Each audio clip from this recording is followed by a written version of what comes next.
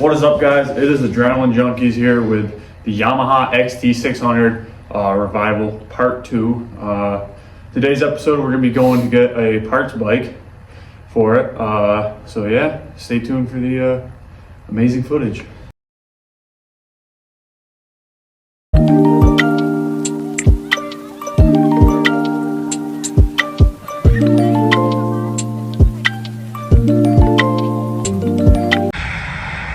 So we just picked up the parts bike for the 80. This is an 84 Yamaha Xt 600. Just picked it up, put it in the back of this Ford Escape with pain. What do you say, bud? Stupid.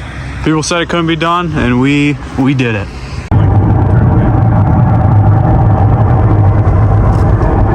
Well, boys, we are in a little bit of an issue. Okay, so we got probably 30 minutes before we got to the place to pick up the bike, and the wheel bearing started taking a shit in the car. So as you look behind us, we have the bike. Okay, we got the bike, 84 Yamaha Xt 600. So now we got to limp home at 45 miles an hour. It's a 4-hour drive if you're doing the speed limit. We're not doing the speed limit because I really do not want to blow my wheel bearing out. So yeah, this will be a fun ride home.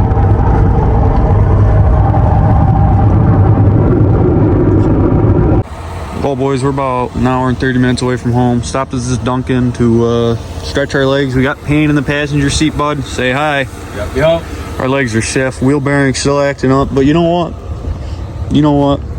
We still got the 84 Yamaha Xt 600 in the back for parts. We got good wheels, tires. They got good tread on them. Still got the little knobs from when they make them. Another good one. Bunch of good parts on the bike. Yeah, we're gonna head home, unload it, and yeah, see you guys there. So we're taking a little sidetrack from the Yamaha. So we figured out what was wrong with my car. So I got under here, I was looking at it. Wasn't the wheel bearing. The rear diff decided to go, you know what? I'm gonna leave, and it's no longer with us. So yeah. So we got the bike unloaded. This is now Wednesday. We picked it up Monday and got it back Monday night. So yeah, here's the bike. It's a perfect parts bike. It only has, if you see on the odometer, 2,673 miles, which is not a lot. I don't know if the odometer's been replaced or not. I hope not, because if that's the case, it has a fraction of the miles that this bike has. This bike has 9,285. So that means chances are a lot of these parts on this bike are barely used, right, compared to this. So make a perfect parts bike. So what we're probably gonna do now, strip the parts, strip what we're gonna need. Probably start with like just the turn signals, things like that, the things that are fragile, because I really don't want to break them and end up with taillights like these ones that are broken. So yeah, we're gonna start stripping this bike down. I'll try to take some videos along the way. So yeah, just doing a little update with you guys. Started tearing the back end of the bike apart. If you notice, there's no more turn signals, rear tail, any of that. And here's an example of why I bought the parts bike, right?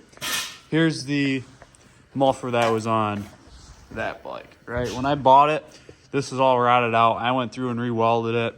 Just listen to the insides of it, right? Muffler's shot, right? Here's this one, right? This one. There's a little bit of looseness in there, but honestly, that one I could repack. That one I can't.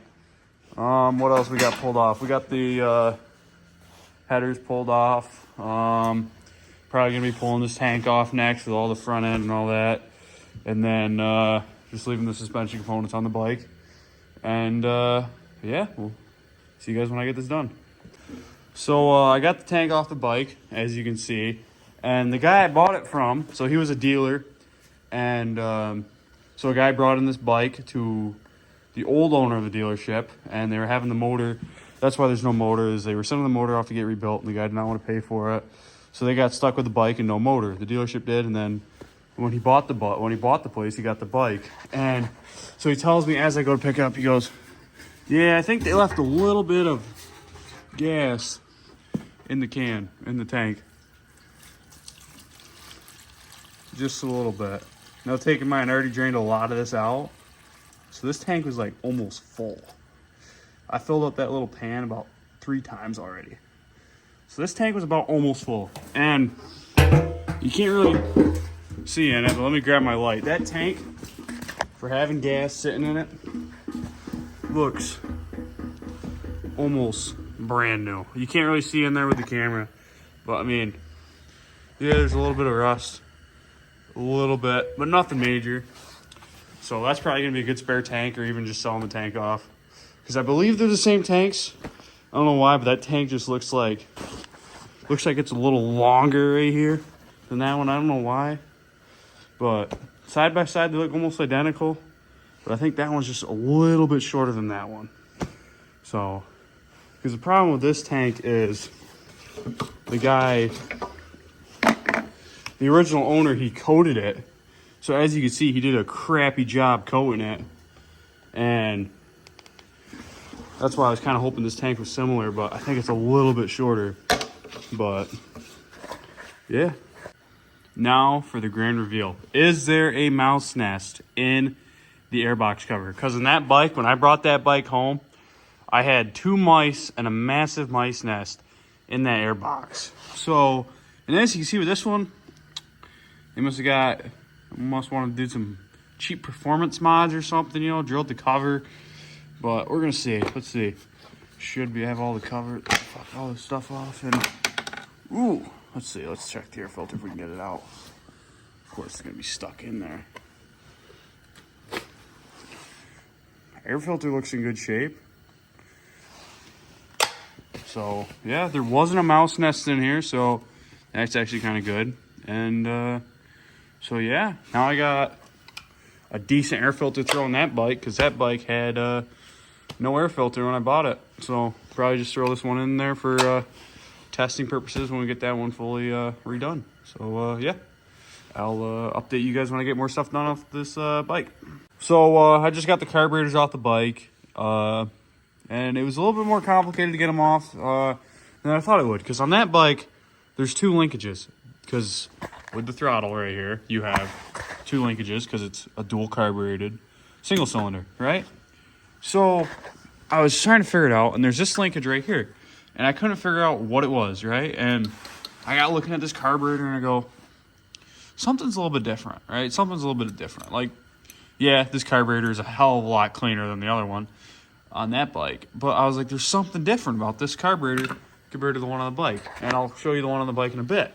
So I got looking around, and I was like, why is there 3 cables? Because on that bike, there's 2. There's just 2 cables, and they all run from here. As you can see, there's 2 throttle cables, and they go to both sides, right? So I got looking, and I go, huh, that's weird, because this one, there's like a second, or there's like a 3rd cable. I'm like, And I got looking, and right here is your choke. I never realized that. That's your choke. Right? So my bike, it came with that cable, but I had no idea what it was for. So somebody on my bike just was like, yeah, let's just install a simple pull choke. So that's good to know. That's good to know that I can actually hook that up. That's actually a nice little feature that now I know what that cable is for. That came in that box of parts over there when I bought the bike. And yeah, and these carburetors, like, they look brand new. Like, they look almost brand new compared to the ones on the bike. You can't really see the ones on the bike too well, but just by looking at them, they look a hell of a lot better. And once I pull the carburetors off that bike, I'll compare them side by side. But this one looks almost brand new. So that makes me believe that this bike really does only have 2,000 miles on it compared to this one that has 9,000. And I've seen these motors get upwards of 30, 40,000 on the factory motor, not rebuilt. So that's good having a parts bike where a lot of the parts are still barely broken in. So gonna finish tearing down this bike and probably call it quits for the video tonight. But we're gonna finish this bike up and update you guys in a bit. So I started taking the whole front end apart of the bike. So I started with the turn signals and the gauges and the big light. And unfortunately, I don't know if I'm going to be able to salvage the tachometer because somebody went through and they cut the ending to it. I'm hoping that I can swap it in there with the ending on that one because that tachometer does not work. And I hope this one works because honestly, it'd be pretty sick having both gauges to work on my bike. But hopefully we can fix that. I'm going to finish pulling a couple little things on this and should be done pulling everything on this bike. Probably going to leave the wiring harness in, but we'll probably pull the forks off and then call it a night. Well, I got pretty much the whole front end apart. I kind of wish I could get a better video. I wish I could get a video of me like taking things apart, but I do not have pain tonight, so it's just kind of me by myself. So I kind of got to strip it by myself. I can't really get good video. But yeah, almost done stripping it. Probably going to pull this spring in the back, battery, air box, maybe the oil tank if there's not oil in it. Maybe like the coil and the horn. I don't know if I really want to strip it all the way down or like leave those things on it. But yeah, I'll let you guys, I'll keep you guys updated. So yeah. Well, boys, I figured I'd do another update on how the bike's going. I'm kind of at the point where I'm just kind of taking my time. I'm not really in a rush. I loosened the spring shock, whatever you want to call it. Pulled the air box out, pulled the oil tank off, pulled the battery out. I'm going to try to pull the swing arm out. I don't think I have the right size sockets in my pole barn with me. So that one might not be doable tonight. But other than that, I mean, we're making great progress. Boys, we got the whole bike tore down. Got the swing arm right here with the shock and everything. We got the wiring harness right there on that right there. Yeah, that's pretty much whole bike stripped down. I wish I could have got a better video of it. But yeah, that's what we did for today. And I think we did pretty good today. Well, boys, we got the bike stripped down all the way. We got the frame right there, swing arm. Got all the parts right there. We got my buddy Julian right here. Special co-host.